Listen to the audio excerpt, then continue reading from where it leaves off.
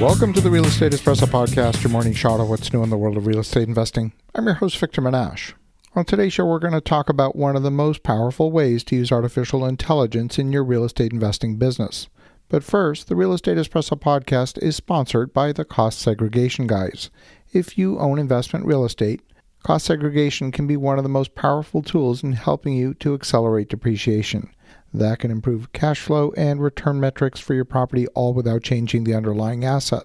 To learn more, click on the link in the show notes and you'll be connected directly with the Cost Segregation Guys, and you'll qualify for a discount because you came directly from the Real Estate Espresso Podcast. On today's show, we're talking about how to make more effective use of artificial intelligence in your real estate business. Now, this is a real estate show, not an AI show. And I realize we've been talking about AI a fair bit over the past year. It's because the changes in capabilities are so monumental that, quite frankly, it would be irresponsible not to share. What we're learning on a daily basis through adoption of the new tools and techniques is worth sharing. All of the foundation models from all the major AI developers are continually improving. Whether you're using ChatGPT, Gemini, Perplexity, Claude, Mistral, XAI, there's about a dozen of these different models that you could choose from. But every time you open a chat window, you're interacting with like a brand new employee on their first day on the job. They come in the door with general knowledge from the world at large, with almost zero knowledge in context about you, your business, and your systems and processes. AI is amazing at content, but terrible at setting context. So every time you ask a chat window to perform a task, it has to figure out how to perform that task from scratch each and every time. Not only is that wasteful of resources, chances are high it's not going to follow the exact same path each and every time. This is where it becomes important to introduce a new concept. These are what are called skills. The easiest way to describe a skill is by using an example. So let's imagine for a moment that you're undertaking a very repetitive accounting task. Let's say to reconcile a group of financial transactions between the invoice, the corresponding receipt, your accounting system, and the bank statement. This is a routine task that needs to be performed in virtually any business. You can hand over a shoebox of receipts to the accountant, and the accountant or the bookkeeper will figure that out and reconcile everything manually. Or you can hand it over to a chat window and ask the AI tool to reconcile all of those elements. Now, the AI tool will probably figure out something reasonable, but you don't want the report to be in a different format or contain different information each and every time you run it. You would place emphasis on creating a consistent report that remains the same each and every time you do a reconciliation. It's that sequence of instructions that we're calling a skill. Skills are nothing more than a repeatable set of instructions that are tested and proven.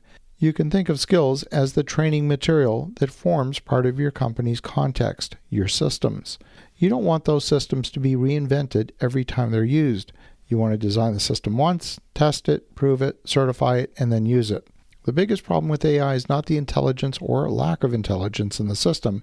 It's what the industry used to call prompt engineering last year. There was an entire science centered around how to prompt AI effectively. That was called prompt engineering. But the real skill is to learn how to be clear about what you want. The tools have gotten good enough that prompt engineering is less important than it used to be. But being clear and being clear on your goals is in fact the hardest part for many people. Either the request is too vague and open-ended, or the request is too detailed and the system has a hard time making sense of all the requirements.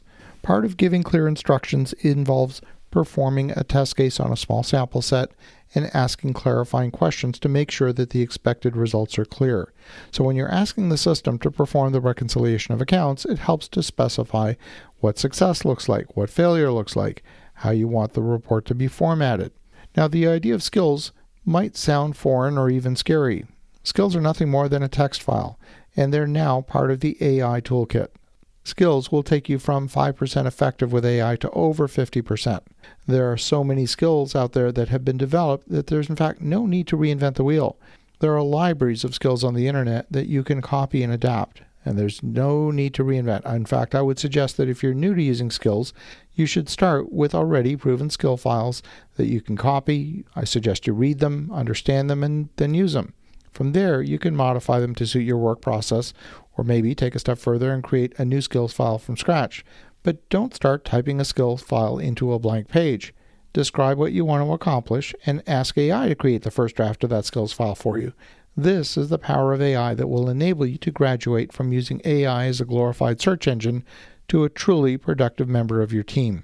As you think about that, have an awesome rest of your day. Go make some great things happen, and we'll talk to you again tomorrow.